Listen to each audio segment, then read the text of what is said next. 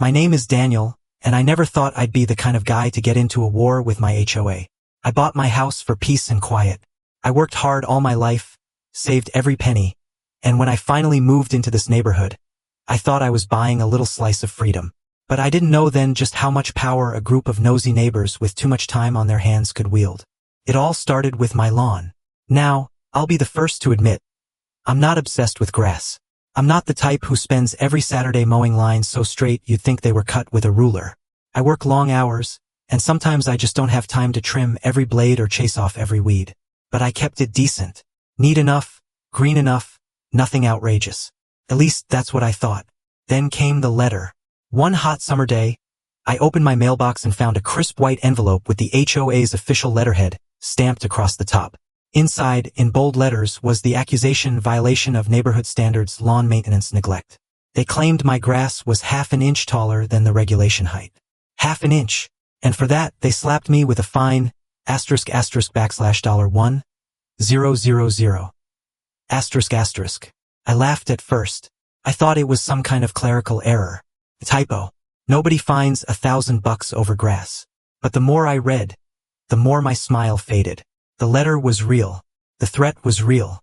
Pay within 30 days, or they take legal action. I crumpled the paper in my fist, heat rising in my chest. $1,000? Over grass? That's when I realized the HOA wasn't just annoying. They were predators. I tried reason first. I went to the next board meeting, letter in hand.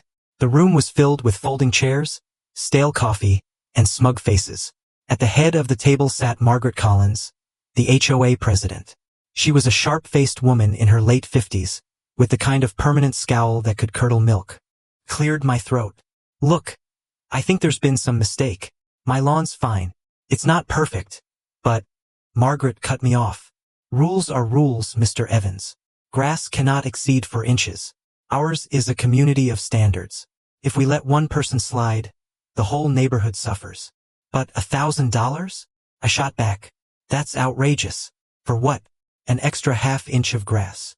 She smiled thinly. Consider it an encouragement to take pride in your property. I wanted to argue, but the room was stacked against me. Every board member nodded along like trained parrots. They didn't care about fairness. They cared about control. That's when I made my decision. If they wanted a war over my lawn, then a war is what they'd get. For the next week, I played the part of the compliant neighbor. I mowed my lawn twice, bagged the clippings, even edged the sidewalks like I was auditioning for Yard of the Month. I knew Margaret was watching. She lived just 2 streets over, and she walked the neighborhood like a prison guard, clipboard in hand. But what she didn't know was that I was already plotting. You see, I've got a background in landscaping. Not professionally, but I grew up on a farm, and I know my way around soil, water, and plants. I also know that sometimes the prettiest lawns aren't grass at all. That's when I discovered something magical, xeriscaping.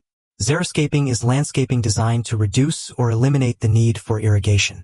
Think decorative rock beds, drought-resistant plants, succulents, native flowers. Low maintenance, environmentally friendly, and, most importantly, not subject to lawn height rules. The HOA rules had pages and pages about grass, but barely a paragraph about alternative landscaping. That was their weakness, so I got to work. The first weekend, I tore out half my front lawn. Neighbors slowed their cars, curious. A couple even stopped to ask what I was doing. I smiled and said, just making some improvements. By Monday, Margaret's SUV crept past my driveway 3 times. She didn't like what she saw. By the end of the month, my yard was transformed. Instead of a plain green patch of grass, I had stone pathways lined with lavender, a rock garden with succulents, and a centerpiece of desert yucca plants that stood tall and proud. Bees and butterflies loved it. Neighbors loved it. Even the mailman said it was the nicest yard on his route. Margaret, however, was furious. She sent me another letter, this one accusing me of unauthorized alterations. I fired back with a copy of the bylaws, highlighting the section that allowed alternative, sustainable landscaping. She had no grounds. And that's when the real revenge began. You see, I didn't stop with my own yard. Word spread fast in the neighborhood. People were sick of the HOA breathing down their necks. They were tired of fines for trash cans left out too long, or holiday decorations that didn't match the community aesthetic. When they saw my yard, they saw freedom. Within weeks, My neighbors started asking me for help. I designed a cactus garden for Tom next door. I helped Maria replace her lawn with wildflowers that bloomed in brilliant colors. Even the Johnsons, who had been HOA loyalists, asked me to put in a stone patio. The neighborhood transformed, house by house. Grass shrank, flowers spread, rocks replaced turf. Soon, more than half the houses no longer had traditional lawns. And the HOA? Powerless. Their rules were written for grass, and we had beaten them at their own game. Margaret didn't take it well. At the next meeting, she slammed her gavel so hard the table shook. "This is an attack on our community," she barked. "We are a neighborhood of uniform standards. These rock gardens are a disgrace." A man in the back raised his hand. "With all due respect, Margaret, my water bill dropped by $200 since I switched. My yard looks great and it's saving money. Why should that be a disgrace?" Others chimed in. "My roses have never looked better. My yard used to die every summer. Now it thrives." The tide was turning. I just sat in the corner, arms crossed, hiding my smile.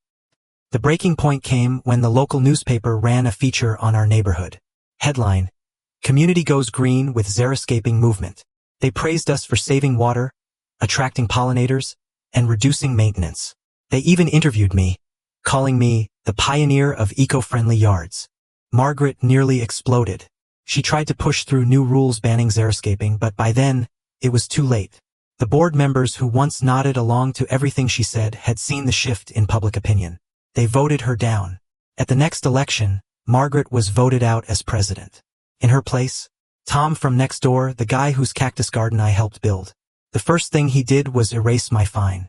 The second thing he did was introduce new rules protecting xeriscaping and banning excessive HOA fines. As for me, I still live in the same house, with the same front yard full of lavender, succulents, and stone paths. Every spring, when the flowers bloom and butterflies dance through the air, I smile, because I remember the day Margaret tried to fine me $1,000 over half an inch of grass.